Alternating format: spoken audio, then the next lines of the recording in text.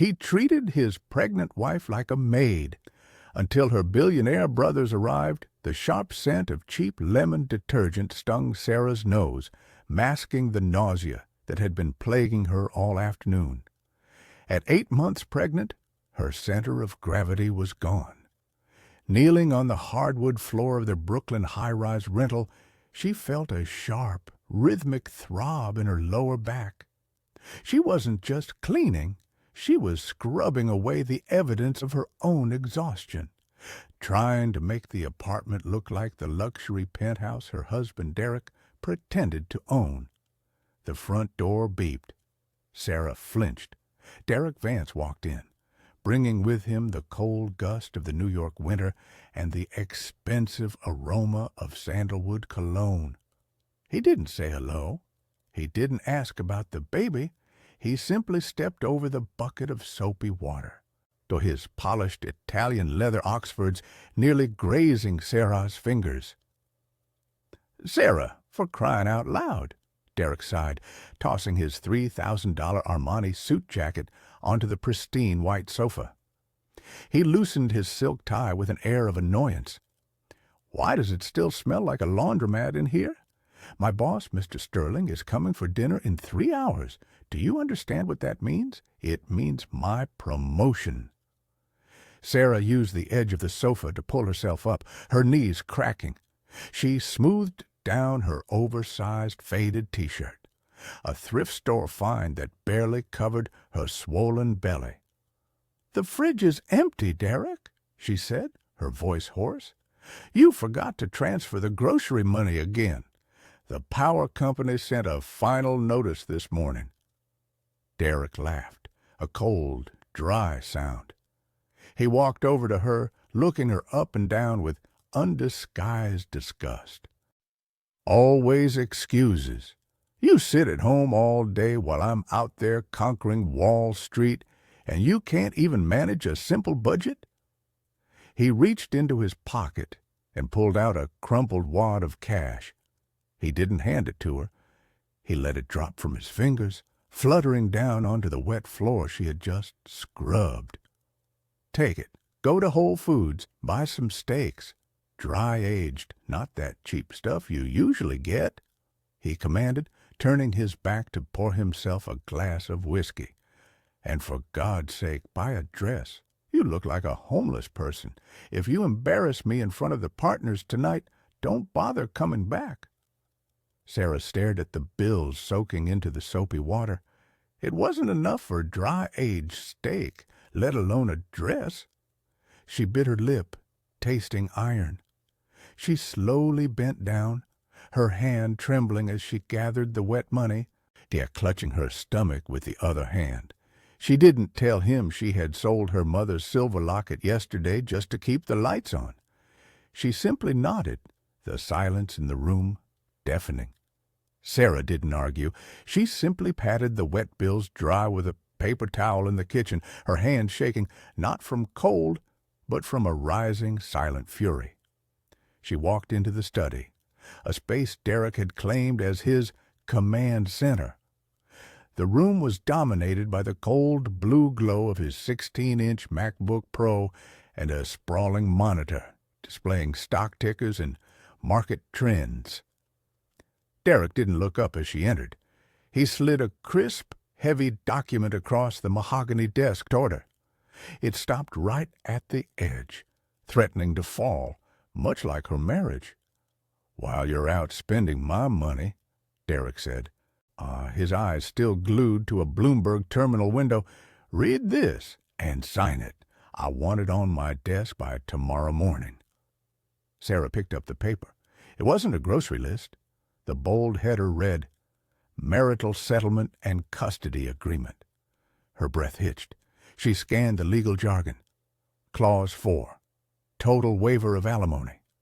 Clause 7, full legal and physical custody of the unborn child to be awarded to the father. "You want a divorce?" Sarah whispered, the paper crinkling in her grip. "And you want to take the baby? Derek, you've never even attended a single ultrasound." Derek finally spun his ergonomic leather chair around. He looked at her with pity, the kind one has for a dying insect. "Let's be real, Sarah. I'm about to become a managing director. My life is taking off.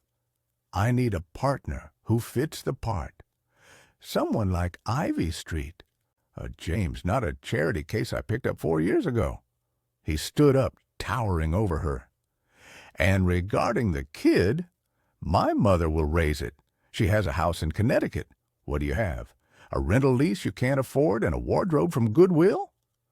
Sarah looked past him to the iPad Pro resting on a stand next to his laptop.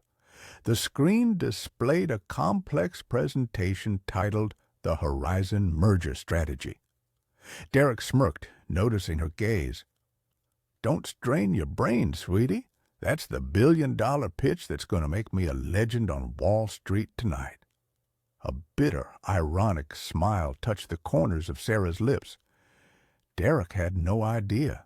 He had no idea that 3 nights ago, while he was passed out drunk after a client dinner, Sarah had unlocked that iPad. She had seen his disastrous, amateurish risk analysis. She, the daughter of the banking dynasty he worshipped, had spent 4 hours secretly rewriting the entire financial model, correcting his math, and refining the strategy. He was about to be promoted for her work while handing her an eviction notice. "I won't sign this, Derek," she said, her voice surprisingly steady, "and you won't get custody." "We'll see," Derek sneered, turning back to his screen.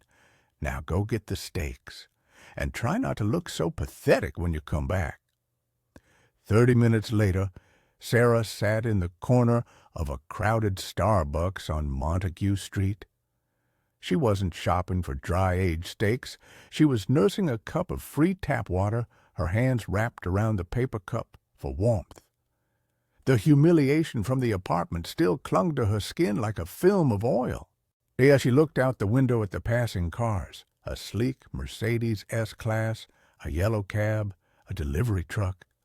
The city was moving, alive with ambition and money, while she felt frozen in a nightmare of poverty she had chosen for love.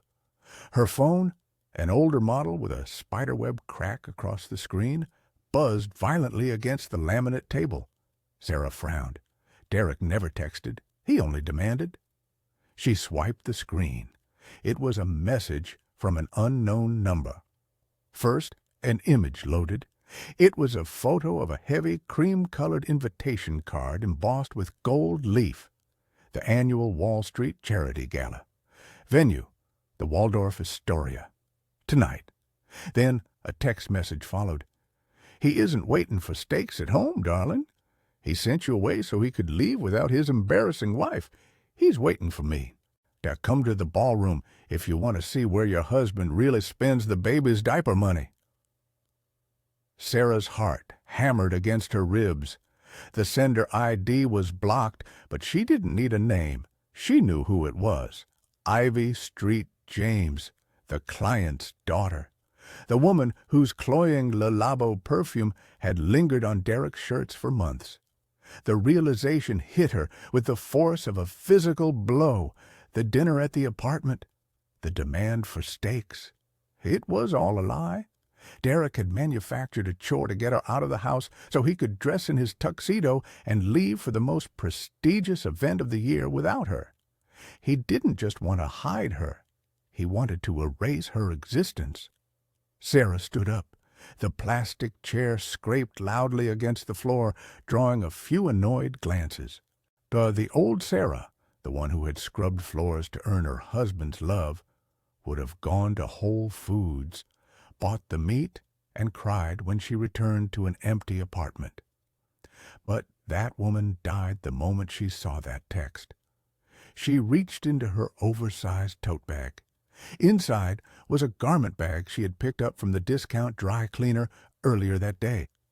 It contained her only formal wear, a simple, floor-length black maternity dress she had bought second-hand. It wasn't Chanel, and it certainly wasn't Versace, but it was clean.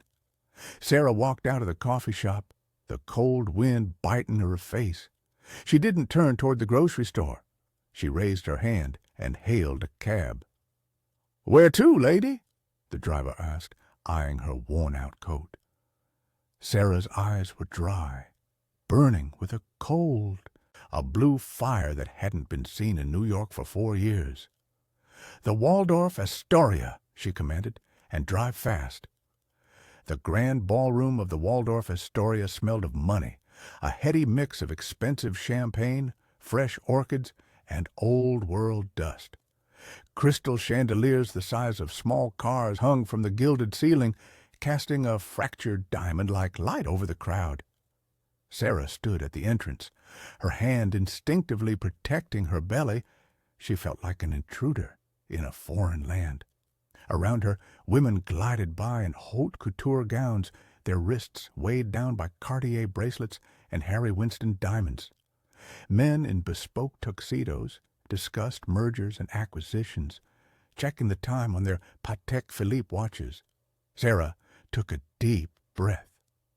Her black maternity dress, though clean and elegant in its simplicity, was visibly worn at the seams. She held her head high, summoning the Rutherford poise she had buried 4 years ago. She wasn't here to party. She was here to witness the truth. "Well, look who decided to crash the party." The voice was like silk wrapped around a razor blade. Sarah turned to see Ivy St. James emerging from the crowd. Ivy was breathtakingly cruel, draped in a custom emerald green Versace gown with a thigh-high slit that screamed for attention. A tiny silver Hermes clutch dangled from her fingers. "Ivy," Sarah said, her voice steady despite the adrenaline coursing through her veins, "where is my husband?" Ivy didn't answer immediately. She signaled a passing waiter, plucking a tall glass of orange juice from his silver tray. She turned back to Sarah with a smile that didn't reach her cold, calculating eyes.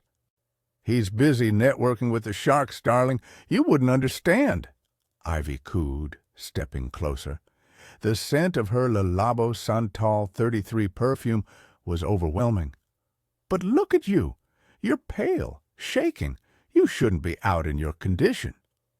Ivy pressed the cold glass into Sarah's hand. "Here, drink this. It's fresh pressed. Consider it a peace offering. You look like you're about to faint, and we can't have you making a scene before Derek gets his award, can we?" Sarah hesitated.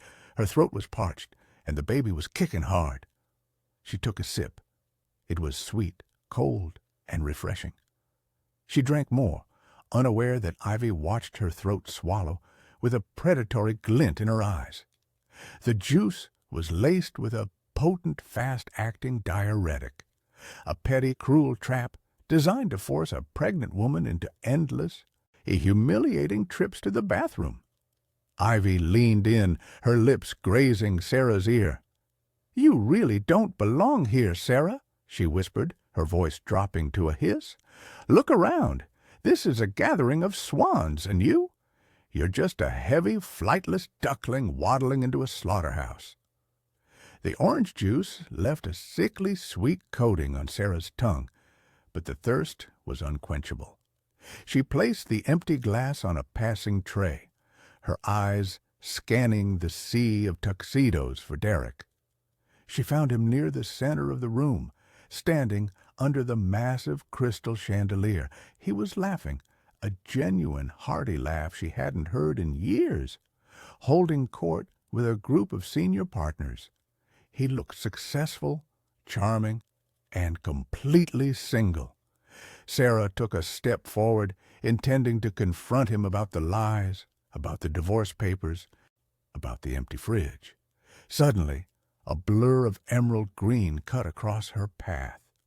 Ivy Street, James, stumbled, crashing into Sarah with surprising force for someone so slender. "Oh, my goodness!" Ivy gasped, gripping Sarah's shoulders to steady herself. Her hands lingered near the opening of Sarah's worn-out tote bag for a fraction of a second too long. "I am so clumsy tonight. Are you all right, Mrs. Vance?" Before Sarah could answer, Ivy pulled away sharply, her hand flying to her neck. Her eyes widened in theatrical horror. "My necklace!" Ivy shrieked, her voice piercing through the ambient jazz music. "My Cartier diamond choker! It's gone!" The chatter in the ballroom died instantly. The pianist at the Steinway stopped mid-chord. Hundreds of eyes turned toward them. "It was just here!" Ivy cried, tears instantly welling up in her eyes. Now she pointed a manicured finger at Sarah. "She bumped into me. She was the only one near me." Derek pushed through the crowd, his face flushing a deep, angry crimson. He didn't look at Ivy, his furious gaze locked onto Sarah. He looked at her not as a husband, but as a man watching his career go up in flames. "Sarah, what are you doing here?" Derek hissed, closing the distance between them. "What did you do?" "I didn't touch her," Sarah stammered, her hands instinctively covering her belly. "Derek, please, I just came to talk." "You came to embarrass me," Derek roared. Without warning, he snatched the canvas tote bag from Sarah's shoulder. "No!" Sarah cried out, but it was too late. Derek upended the bag, shaking its contents onto the polished marble floor. It was a humiliating reign of poverty. A crumpled roll of toilet paper she had taken from the bathroom, a bottle of generic prenatal vitamins, a handful of expired coupons, and a glittering snake-like coil of diamonds. The Cartier necklace lay shining amidst the debris of her struggling life. The crowd gasped. Phones were raised. Flashes went off. Sarah stood frozen, staring at the jewelry she had never touched, realizing with a sickening jolt that the trap had snapped shut. For a heartbeat, the ballroom was silent. The only sound was the hum of the air conditioning and the frantic clicking of smartphone cameras capturing the scene. The Cartier necklace lay coiled on the marble floor like a venomous snake, shining mockingly next to Sarah's bottle of prenatal vitamins.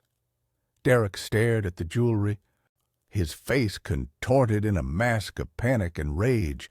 He didn't see his pregnant wife being framed. He saw his promotion evaporating. He saw his social standing crumbling. He made a split-second decision that would seal his fate. "You thief!" Derek screamed, his voice cracking. "You actually stole it?" "No, Derek, listen to me," Sarah pleaded, reaching out to him. Smack! The sound was sharp and sickening, echoing off the high frescoed ceilings. Derek's hand connected with Sarah's cheek, the force of the blow snapping her head to the side. She stumbled back, clutching the heavy velvet curtain to keep from falling, her hand instinctively going to her burning face. A collective gasp swept through the room. Even the waiters froze. "Don't you dare touch me," Derek spat, wiping his hand on his tuxedo pants as if he had touched filth. "You embarrass me everywhere you go. I give you a home, I feed you, and this is how you repay me? By stealing from our honored guests?" Sarah tasted blood. A thin trickle ran from the corner of her lip, staining her pale skin. But she didn't cry. The shock had cauterized her tears. She looked up at the man she had given up her inheritance for, the man whose child she was carrying. He looked monstrous under the crystal lights. "Security!" Derek bellowed, waving frantically at the large men in earpieces stationed by the doors. "Get this woman out of here! Call the police! I want to press charges!" He turned to the shocked onlookers, his hands raised in a pathetic gesture of defense. "I apologize, everyone. I barely know her. She's just a former housekeeper I tried to help out. Clearly, charity was a mistake. A housekeeper." The lie hung in the air, heavy and suffocating. Ivy St. James stood behind Derek, feigning shock, but Sarah caught the microscopic smirk on her red lips. She had won, or so she thought. Sarah slowly straightened her spine. The stinging in her cheek was fading, replaced by a cold, numbing clarity. The love she had held for Derek Vance didn't just break, it evaporated, leaving behind a terrifying icy void. Sarah wiped the blood from her lip with the back of her hand. The movement was slow, deliberate, almost regal. The trembling in her legs had stopped. The pain in her heart had flatlined. Two large security guards in ill-fitting black suits approached her, hesitant. They looked at her swollen belly, then at Derek's furious face, clearly uncomfortable with the order. "Ma'am," one guard said softly, to reaching for her arm, "please, let's not make this harder." Sarah pulled her arm away. She didn't shout. She didn't scream. She simply stepped forward, her worn-out sneakers squeaking faintly on the polished floor. She walked right up to Derek, ignoring Ivy, ignoring the cameras, ignoring the whispers of the elite crowd. "Derek," she said. Her voice was quiet, but in the hush of the room, it carried like a bell toll. "Look at me," Derek scoffed, crossing his arms defensively. "I'm done looking at you. Get out." "You said I was a housekeeper," Sarah continued, her blue eyes locking onto his. "You said I was a charity case. You struck the mother of your child in front of the entire financial district." "And I'll do it again if you don't leave," Derek snarled, stepping closer to intimidate her. Sarah didn't flinch. She smiled, a sad, terrifying smile that sent a shiver down the spine of anyone close enough to see it. "You asked for a divorce, Derek. You wanted me to sign that paper. You wanted me to disappear." She paused, letting the words hang in the air. "Congratulations. You got your wish. But remember this moment. Remember the taste of that champagne, because it is the last drop of success you will ever taste." "Are you threatening me?" Derek laughed, playing to the crowd. "With what? Your bus pass?" "No," Sarah replied softly. "With the truth." She turned her back on him. She didn't stoop to pick up her spilled vitamins or her coupons. She left them there, artifacts of a life she was shedding like a dead skin. Ivy stepped forward, linking her arm through Derek's, her Versace gown rustling. "Oh, honey, don't listen to her. She's delusional. Let the police handle the thief." Sarah walked toward the massive double doors. The crowd parted for her, not out of respect, but out of confusion. Just as the security guards reached for their radios to call the NYPD, a deep, rhythmic thumping sound began to vibrate through the floorboards. It grew louder. The crystal glasses on the tables began to tremble. Outside, the night sky was suddenly sliced open by blinding searchlights. The vibration intensified until the heavy oak doors of the ballroom rattled in their frames. It wasn't thunder. It was the unmistakable chopping roar of a helicopter rotor landing far too close, far too low. "What the hell is that?" a guest shouted near the windows. Suddenly, blue and red lights flooded the street outside, but they weren't police sirens. They were the strobe lights of a private convoy. Through the floor-to-ceiling windows, guests watched in awe as three matte black Cadillac Escalades screeched to a halt right in front of the Waldorf Astoria's main entrance, blocking the approaching NYPD cruiser. Men in tactical gear spilled out of the SUVs, moving with military precision to form a perimeter. But it was the helicopter that stole the breath from the room.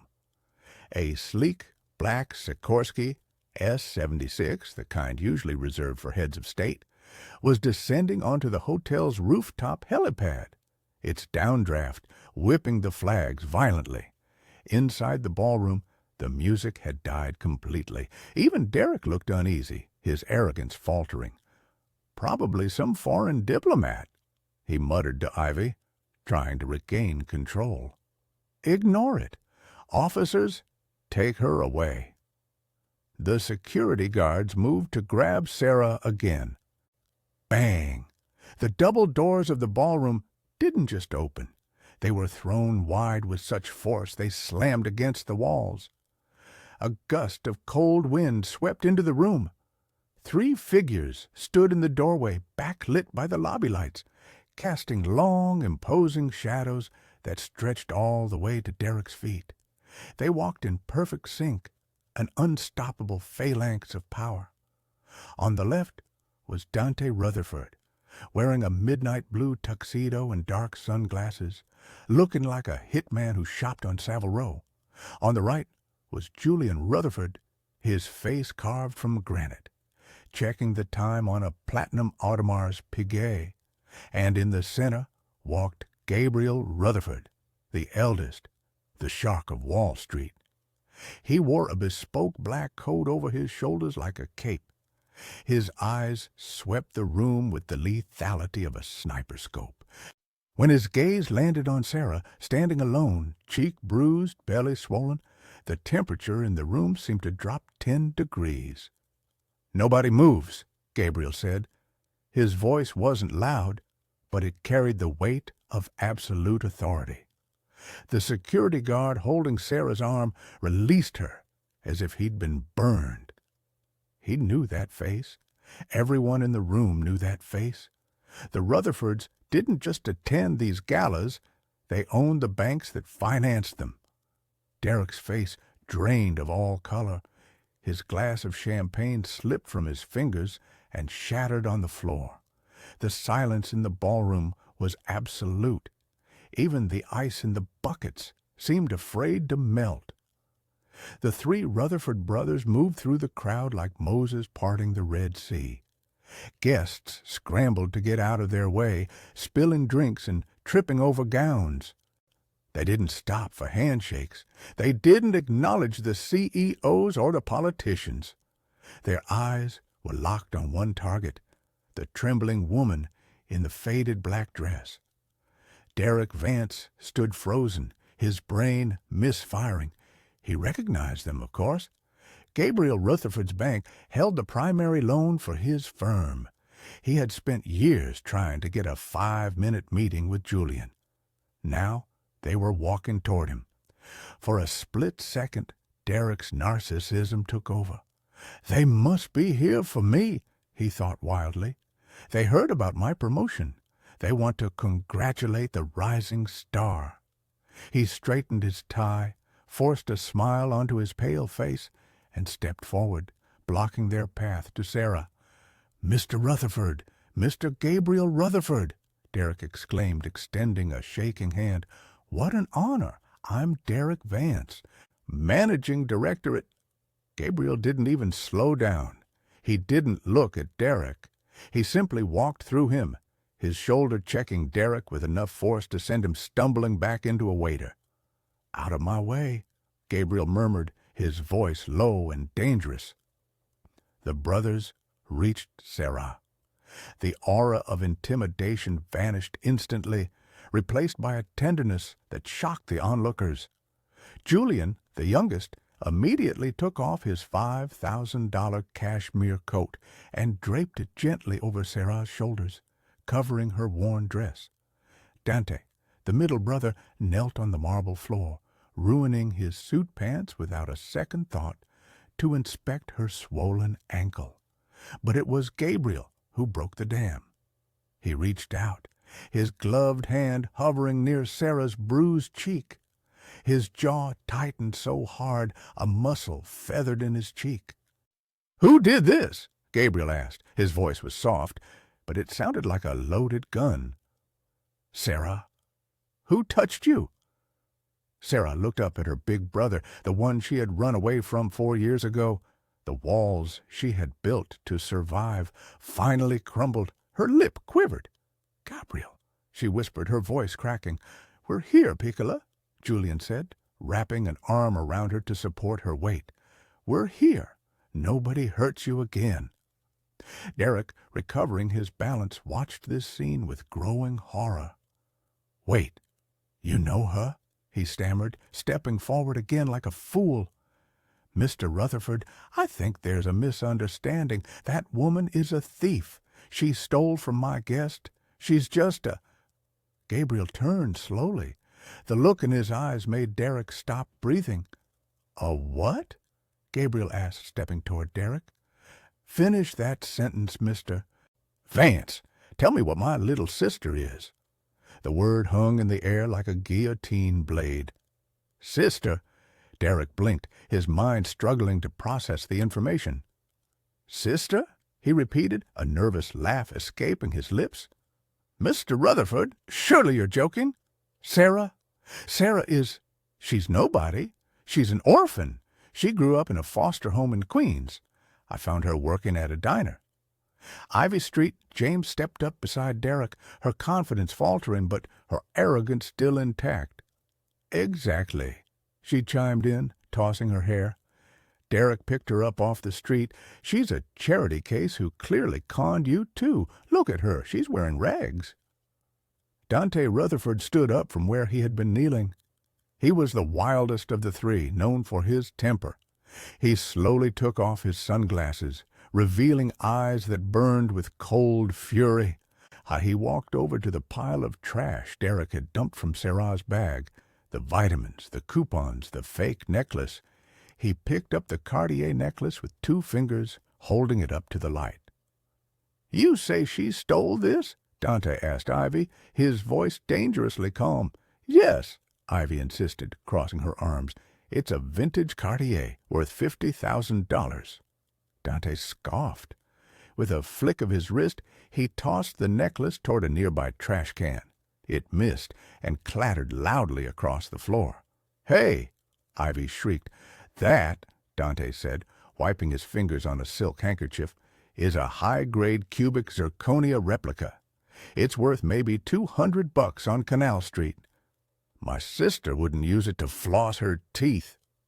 He turned to the crowd, his voice rising. "You want to know who she is? You think she's a maid?" Dante pointed at Sarah, who was now leaning against Gabriel, looking smaller than ever. "That is Seraphina Rutherford, the only daughter of the late Alexander Rutherford, the rightful heiress to 20% of the Rutherford banking group." Gasps erupted around the room. Phones were raised higher. People began whispering frantically. The maid was American royalty. "She left home 4 years ago because she wanted to find true love without her last name," Julian added, glaring at Derek. "She wanted to be loved for herself, not her trust fund, and she chose you." Gabriel stepped closer to Derek, towering over him. "She scrubbed your floors. She cooked your meals. She lived on a budget while you played the big shot. She gave up $1 billion inheritance to be your wife." Gabriel's eyes dropped to Sarah's bruised cheek, then back to Derek. "And you slapped her." Derek's knees buckled. The room spun. He looked at Sarah, the woman he had called a burden, the woman he tried to divorce for being poor. She wasn't a burden. She was the golden ticket he had been holding in his hand, and he had just set it on fire. The revelation hit Derek like a physical blow. He looked at Sarah, really looked at her, for the first time in years. Beneath the cheap maternity dress and the exhaustion, he saw the aristocratic bone structure, the poise, the way she held her head high even now. How had he been so blind? "Sarah," Derek croaked, taking a step toward her, his hands trembling. "Baby, I didn't know. Why didn't you tell me?" We could have what?" Sarah interrupted, her voice gaining strength. "You would have loved me then. You would have treated me with respect only if you knew I came with a bank account." No, I love you," Derek lied, desperation leaking from every pore. He turned to Ivy, his eyes wild. "It was her. It was Ivy. She told me you were cheating. She told me to bring you here to humiliate you so the divorce would be easier. She planted the necklace." Ivy's jaw dropped. The crowd murmured, delighted by the sudden turn of events. "Excuse me," Ivy screeched, shoving Derek hard in the chest. "You spineless coward! You begged me to help you get rid of her. You said she was a dead weight, and you needed a trophy wife to impress the board." "You liar!" Derek shouted, grabbing Ivy's arm. "You put the necklace in her bag." "I saw you." "And you slapped her," Ivy yelled back, pulling away. "Don't drag me down with you. My father is on the board of your company." "Your father?" Gabriel Rutherford's voice cut through their bickering like a knife. The two stopped instantly, remembering the titans standing before them. Gabriel signaled to an assistant who had materialized by his side with an iPad.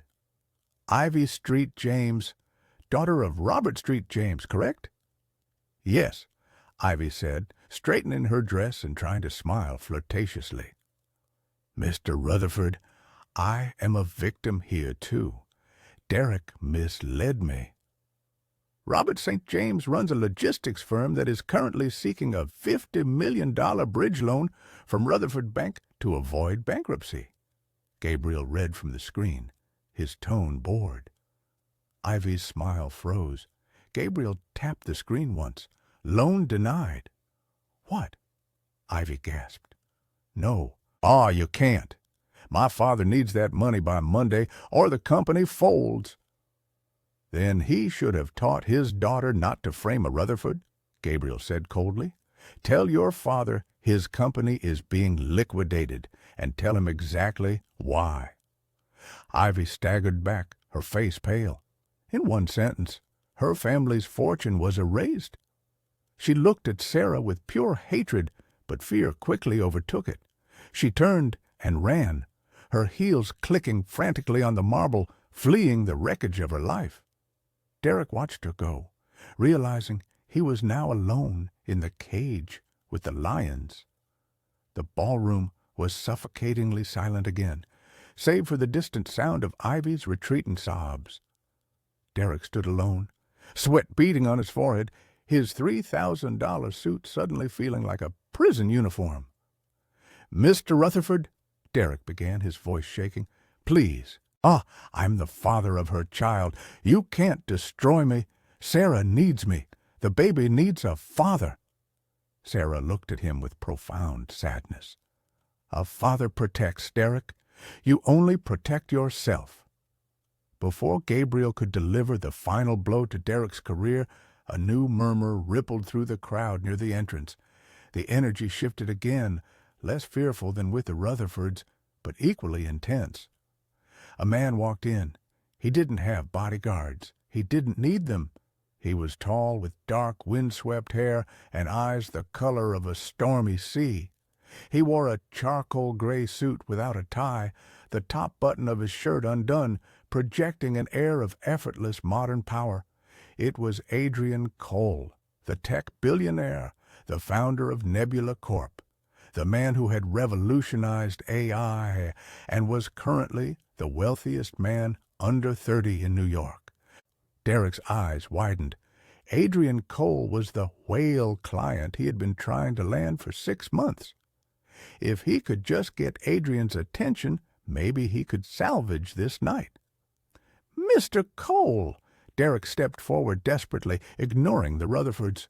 "Thank God you're here. I'm Derek Vance. We have a meeting scheduled next week regarding your portfolio." Adrian didn't even blink at him. He walked past Derek as if he were a piece of furniture. He went straight to Sarah. The ruthless tech mogul, known for his cold logic and icy demeanor, stopped in front of the pregnant woman in the faded dress. His expression softened into something painfully tender. "Sarah," Adrian breathed, his voice rough with emotion. Sarah looked up, her eyes widening in disbelief. "Adrian?" He had been her neighbor growing up, the gardener's son who became a genius. The boy who had promised to build her a castle before she ran away to find a normal life. Adrian ignored the hundreds of people watching. He slowly went down on one knee in front of her. He took her trembling hand in his, pressing his forehead against her knuckles. "I've been looking for you for 1,460 days," Adrian whispered, loud enough for the front row to hear. "I checked every city, every database. Why didn't you call me?" I wanted to do it on my own," Sarah stammered, tears finally spilling over. Adrian stood up, his hand still holding hers firmly. He turned to Derek, his eyes hardening into steel. "You said you have a meeting with me next week?" Adrian asked Derek. Yes, sir." Derek nodded eagerly, sensing a lifeline. "Cancel it," Adrian said. "I don't do business with men who beat their wives. In fact, as of 10 minutes ago, I acquired a controlling stake in your firm just so I could personally fire you." Derek Vance felt the floor tilt beneath his feet. "Fire me?" he stuttered, his face draining of blood. "You can't do that. I'm a managing director. I just brought in the Horizon merger account." Gabriel Rutherford stepped forward, standing shoulder to shoulder with Adrian Cole. It was a terrifying sight. Old money and new tech, the two most powerful forces in New York, united against one man. "Ah, yes, the Horizon merger," Gabriel said, a cruel smile playing on his lips. He snapped his fingers. His assistant projected a document onto the massive screen behind the stage, replacing the charity logo. It was a digital log of file edits. "We audited your work, Derek," Gabriel explained, his voice echoing through the silent ballroom. "It seems that every major successful strategy you've submitted in the last 2 years was uploaded from a specific IP address between 2 a.m. and 4 a.m. Gabriel pointed at Sarah. "From her laptop." The crowd gasped. Derek stared at the screen, his mouth opening and closing like a fish. "Sarah has an IQ of 160, Julian Rutherford added, crossing his arms. "She was top of her class at Wharton before she dropped out to play house with you. You didn't just use her as a maid, Derek. You used her as your brain." Sarah looked at Derek, her eyes dry and clear. "That Horizon strategy you were so proud of tonight?" she said softly. "I rewrote the risk assessment last night while you were sleeping. The original draft you wrote would have bankrupted the company." "No," Derek whispered. "That's impossible." "It's true," Adrian Cole cut in, his voice icy. "I reviewed the metadata myself. You're a fraud, Vance. You're incompetent. And without her, you're nothing." Adrian pulled out his phone and tapped the screen once. "That was the notification to the SEC," Adrian said. "I've just flagged your accounts for insider trading and fraud investigation based on credit claim for work you didn't do. Your assets are frozen. Your company cards are canceled right now." As if on cue, Derek's phone buzzed. Then it buzzed again and again. Notification after notification lit up his screen. Bank of America, account frozen, Amex, card declined, company email, access denied. Derek looked around the room. The people he wanted to impress, the CEOs, the investors, were looking at him with pure disgust.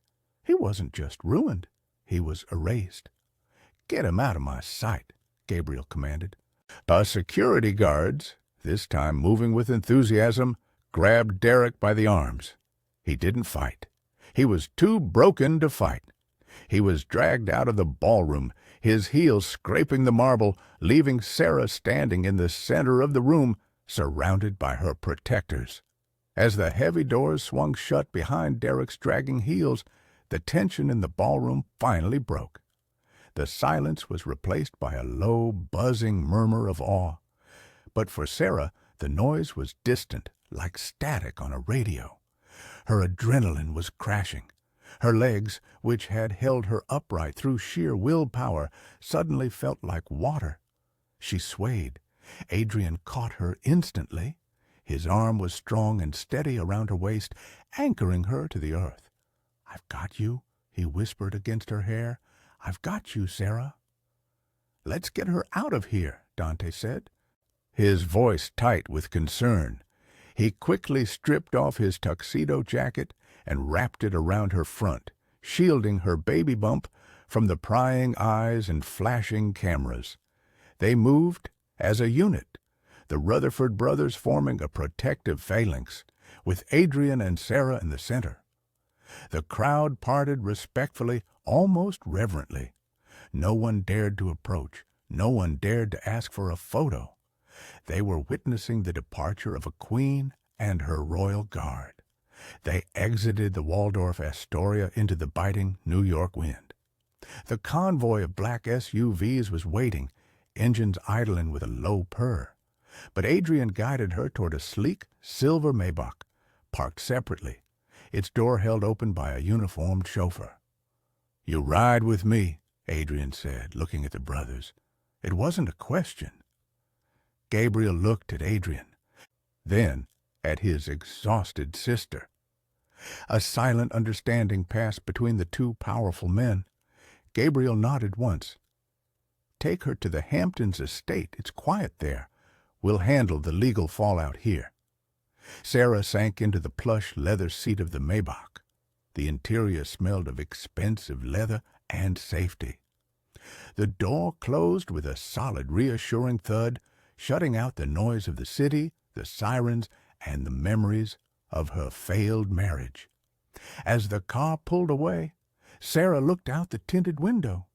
She saw Derek standing on the sidewalk, shivering in his shirt sleeves, arguing with a police officer. He looked small, insignificant, a ghost of a mistake she had finally survived. She turned away, leaning her head back against the headrest. Adrian reached over and took her hand, his thumb tracing the bruised skin of her knuckles. "Sleep," he murmured. "When you wake up, it will be a different life." Sarah closed her eyes. For the first time in 4 years, she didn't dream of bills or arguments. She dreamt of the ocean. Sarah woke to the sound of waves crashing and the smell of salt air mixed with fresh brewing coffee. She wasn't on the floor of a Brooklyn apartment. She was in a bed the size of a small island, covered in Egyptian cotton sheets that felt like silk against her skin. She sat up, disoriented. Sunlight streamed through floor-to-ceiling windows, revealing a breathtaking view of the Atlantic Ocean. This was the Rutherford family's private estate in the Hamptons, a place she hadn't visited since she was a teenager. The door creaked open softly. Adrian walked in, carrying a tray. He looked different in the daylight, softer, less like a titan of industry and more like the boy she used to know. He wore a simple cashmere sweater and jeans. "Breakfast," he said, setting the tray on the nightstand. It was filled with fresh fruit, yogurt, warm croissants, and decaf tea. "And before you ask, your brothers are in the library arguing with a team of lawyers about how quickly they can bury Derek Vance. You don't have to worry about a thing." Sarah pulled her knees to her chest. "Why are you doing this, Adrian? You're the busiest man in the world. You shouldn't be playing nurse." Adrian sat on the edge of the bed. He didn't touch her, respecting her space, but his gaze was intense. "Do you remember when we were 12? He asked. "You found me hiding in the garden shed because my dad had yelled at me. You brought me a sandwich and sat with me until dark." Sarah smiled faintly. "I remember. Peanut butter and jelly." "You saved me that day," Adrian said seriously. "You told me that I wasn't defined by where I came from, but by where I was going. I built my entire company on that belief." He reached into his pocket and pulled out a small velvet box. Sarah stiffened, but Adrian didn't open it like a ring box. He simply placed it on the tray. "I'm not asking for anything, Sarah. I know you're hurt. I know you're healing, but I want you to have this." Sarah opened the box. Inside lay a simple silver charm bracelet, the one she had lost years ago when she ran away. It had a tiny silver compass charm attached to it. "I found it in your room the day you left," Adrian whispered. I kept it. I told myself I'd return it when you found your way back home. Tears welled in Sarah's eyes. It wasn't a diamond. It wasn't a show of wealth. It was a piece of her soul that he had kept safe while she was lost in the storm. I'm home, she whispered, clutching the bracelet.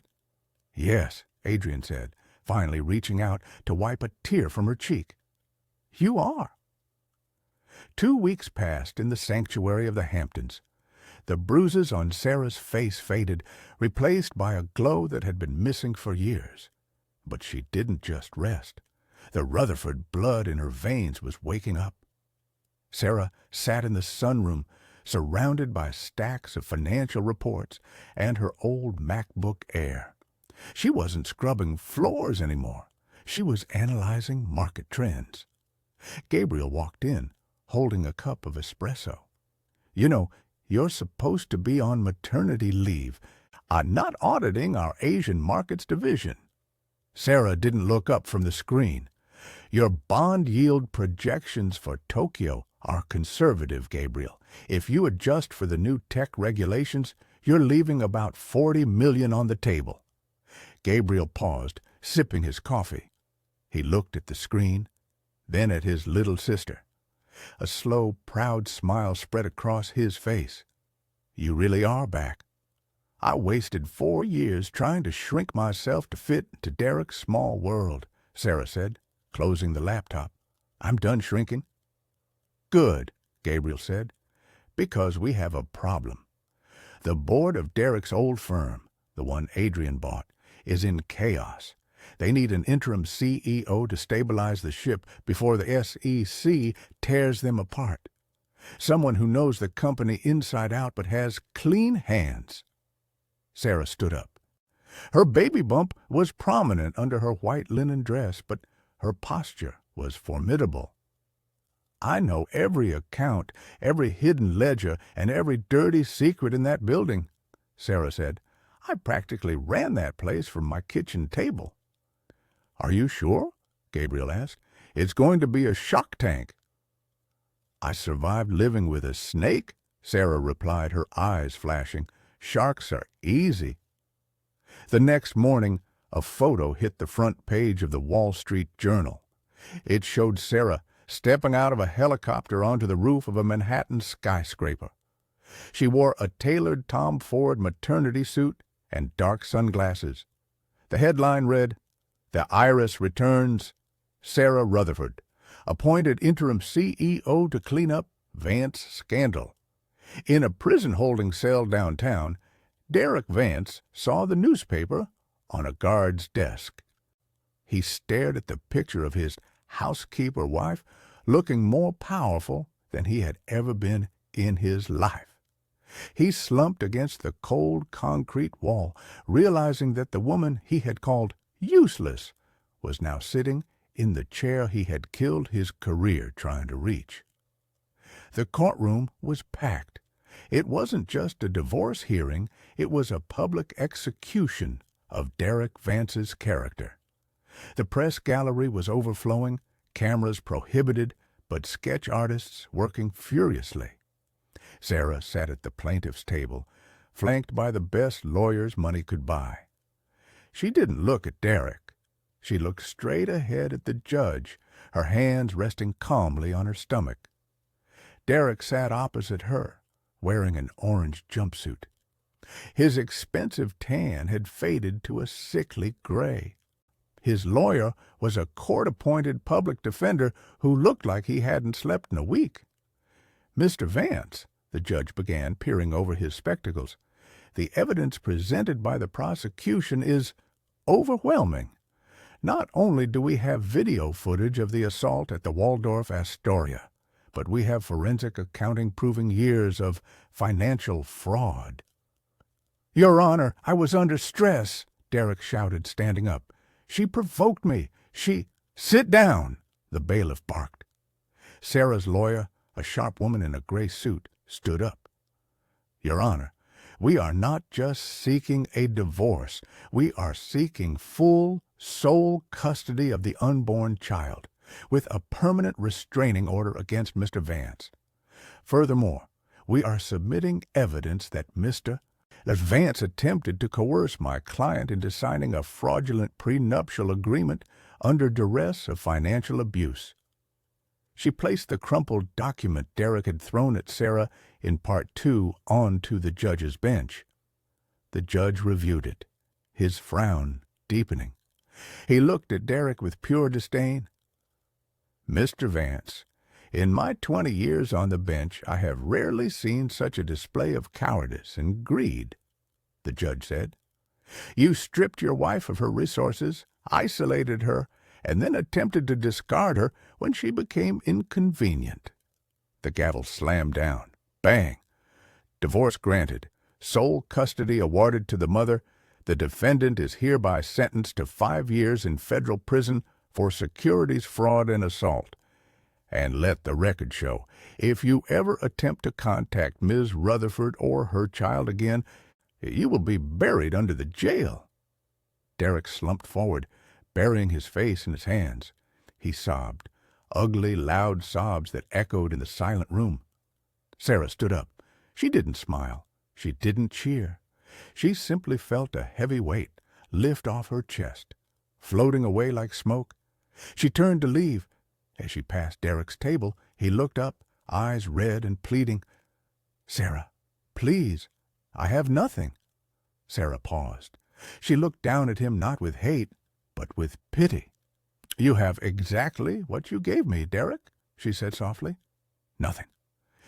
She walked out of the courtroom doors into the blinding flash of cameras, ready to begin her life. 1 month later, the private VIP wing of Mount Sinai Hospital on Fifth Avenue was on total lockdown. It wasn't because of a visiting dignitary. It was because Sarah Rutherford was in labor. The hallway looked more like a boardroom in crisis than a maternity ward. Gabriel was pacing back and forth, barking orders into his phone about security protocols. Dante was threatening to sue the vending machine because it didn't have the specific brand of organic coconut water Sarah liked. Julian sat quietly, but his leg bounced nervously as he stared at the door. Inside the suite, however, it was a different world. The room smelled of lavender and sanitized calmness. The lights were dimmed. Through the window, the sprawling green expanse of Central Park was bathed in the golden light of late afternoon. Sarah gripped the railing of the bed, a wave of contraction tightening her entire body. She wasn't alone. Adrian stood beside her, his hand offering a steady, unyielding anchor for her to crush. "Breathe, Sarah," Adrian whispered, wiping a stray hair from her damp forehead. "You've faced down boardrooms and bullies. You can do this." "I'm scared," Sarah admitted, her voice small between breaths. "What if I'm not enough? What if I'm like him?" "You are nothing like him," Adrian said fiercely, looking deep into her eyes. "You have a heart the size of the ocean. And this baby? She's going to know nothing but love. She won't know fear. She won't know hunger. She will only know that her mother is a queen." A final, overwhelming pressure built. The doctors and nurses moved with practiced efficiency. "One more push, Ms. Rutherford," the doctor encouraged. With a cry that was half pain, half liberation, Sarah gave everything she had left. Then a sound cut through the room, a sharp, indignant wail. The tension broke instantly. Tears streamed down Sarah's face as the doctor placed a tiny, squirming bundle onto her chest. The baby was pink, healthy, and loud. "It's a girl," the nurse smiled. The door burst open. The 3 brothers, unable to wait any longer, piled into the room. They stopped dead in their tracks. The titans of Wall Street, men who moved markets with a whisper, were instantly reduced to puddles of mush. Gabriel walked over slowly, his eyes wide. He reached out a finger, and the baby's tiny hand instinctively wrapped around it. "She's "So small," Dante whispered, terrified to breathe too loud. "She's perfect," Julian added, smiling. Sarah looked down at her daughter. She looked at the ring of men standing around her, her brothers, her protectors, and Adrian, her soulmate. The baby wouldn't carry the name Vance. Oh, she wouldn't carry the legacy of a coward. "Welcome to the world, Elena," Sarah whispered, kissing the baby's head. Elena Rutherford. 1 year later, the sprawling gardens of the Rutherford estate in the Hamptons were transformed into a fairy tale. White roses, thousands of them, cascaded from arches and trellises. A string quartet played softly near the cliffs overlooking the ocean. It was the event of the decade. The guest list included senators, tech moguls, and A-list celebrities. But the atmosphere was intimate, focused entirely on the couple standing at the altar. Sarah stood in a custom Vera Wang gown, the lace intricate and delicate like seafoam. She didn't look like the broken woman in the black maternity dress anymore. She looked radiant, powerful, and deeply happy. Little Elena, now a chubby-cheeked 1-year-old in a tiny flower girl dress, sat on Gabriel's lap in the front row, clapping her hands enthusiastically at a butterfly. Adrian stood waiting for her. He looked handsome in a bespoke Tom Ford tuxedo, but his eyes were misty. He watched Sarah walk down the aisle, not escorted by her father, but by all 3 of her brothers, arm in arm. When they reached the altar, Gabriel kissed Sarah's cheek. "We give her to no one," he joked softly, "but we trust you with her heart." Adrian took Sarah's hands. The ocean breeze caught her veil, lifting it gently. "Sarah," Adrian began his vows, his voice steady. "I loved you when you were a princess in a tower. I loved you when you were lost in the dark. And I love you now, as the queen you were always meant to be.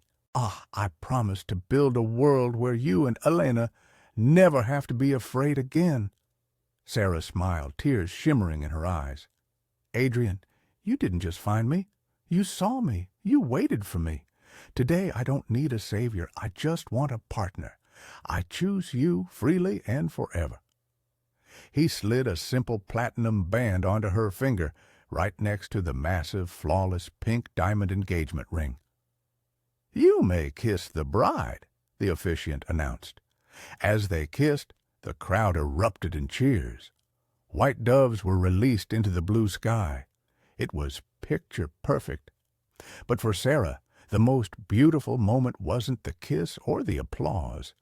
It was looking over Adrian's shoulder and seeing her daughter safe in her brother's arms, laughing at the sky. She had walked through fire to get here. She had lost everything to find herself. And standing here, surrounded by love that didn't ask for a price tag, she knew she had finally won the only game that mattered. 2 years later. The winter wind on 42nd Street cut through Derek Vance's thin second-hand jacket like a knife.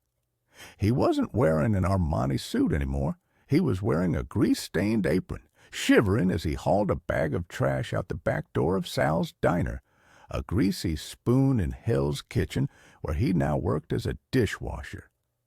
Prison had aged him.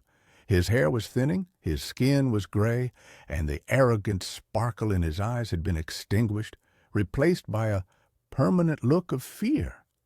He was a felon with a record of fraud and domestic abuse. Wall Street wouldn't let him sweep their floors, let alone trade their stocks. Derek wiped his raw, chapped hands on his pants and stepped back inside the warmth of the noisy kitchen. "Hey, Vance!" the manager shouted, throwing a dirty rag at him. "Table 4 needs wiping. Move it, or you're fired." "Yes, sir," Derek mumbled, keeping his head down. He walked into the dining area, spraying the cheap laminate table. Above the counter, a small static-filled TV was playing the midday news. "And in business news today," the anchor announced, "Sarah Rutherford Cole, CEO of the Phoenix Foundation, has just announced a massive $500 million grant to support single mothers and victims of financial abuse. Derek froze. His hand stopped moving. On the screen, Sarah looked magnificent. She was standing at a podium, radiant in a royal blue power suit. She wasn't just beautiful, she was formidable. Beside her stood Adrian, holding a toddler, Elena, who was waving a small American flag at the cameras. As the camera zoomed in on Sarah's face, she was smiling, a genuine, unburdened smile that Derek realized with a sickening jolt he had never seen when they were married. "We rise by lifting others," Sarah said on the screen, her voice clear and strong, "and we never let anyone tell us our worth is defined by a price tag." Derek stared at the woman he had called useless, the woman he had tried to discard like trash. She was the most powerful woman in the city, loved by a man who treated her like a queen, and adored by the world. He had held a diamond in his hands, and he had thrown it away because he was too busy looking for glitter in the gutter.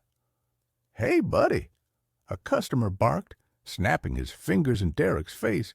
"Are you going to clean this table or just stare at the TV?